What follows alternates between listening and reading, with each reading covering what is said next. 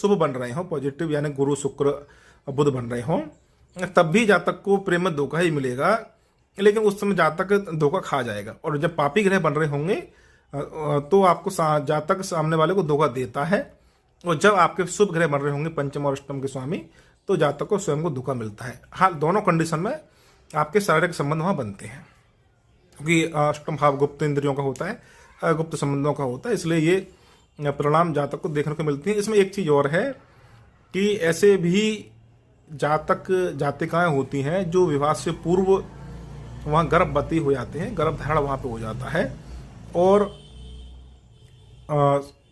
तो फिर वो समस्या को सामना करना पड़ता है। उस स्थिति में भी, उस कंडीशन में भी पंचम का स्वामी अष्टम में या अष्टम का स्वामी पंचम में होता है।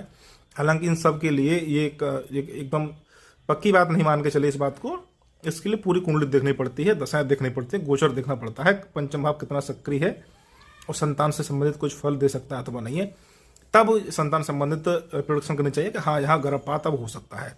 विवाह से पूर्व प्रेम संबंधों के कारण यहाँ गर्भपात की स्थिति बन जाती है।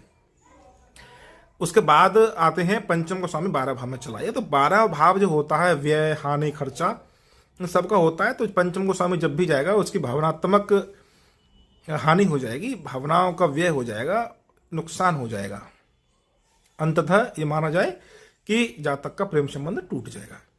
लेकिन पंचम का स्वामी जब 12 में जाता है तो उसका एक विशेष फल होता है कि जातक प्रेम संबंधों में बर्बाद हो जाता है। यानी कि ऐसे भी जातक आपने देखे हों जो अपने प्रेमिका या प्रेमी के ऊपर बहुत ज़्यादा खर्चा कर देते हैं, पैसा उड़ा देते हैं।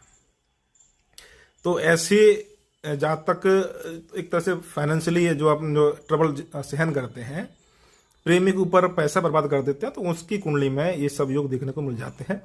पंचम का स्वामी 12 भाव में हो, ये विवाह से पूर्व के संबंधों को भी दिखाता है।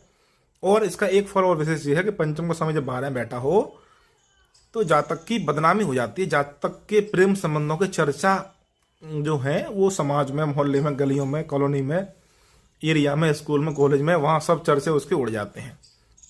तो 12वां स्थान जो होता है चर्चा का है, बदनामी का, डिफेम का है।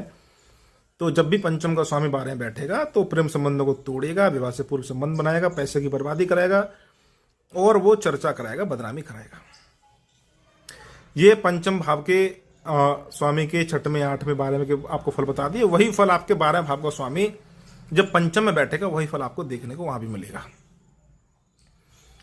अब एक सवाल ये उठता है कि जातक स्वयं प्रेम में धोखा देगा या धोखा खाएगा। तो इसके लिए आपको शुक्र को देखना पड़ेगा कि शुक्र की स्थिति क्या है, जातक का चरित्र कैसा है। अब ज्योतिष में बहुत से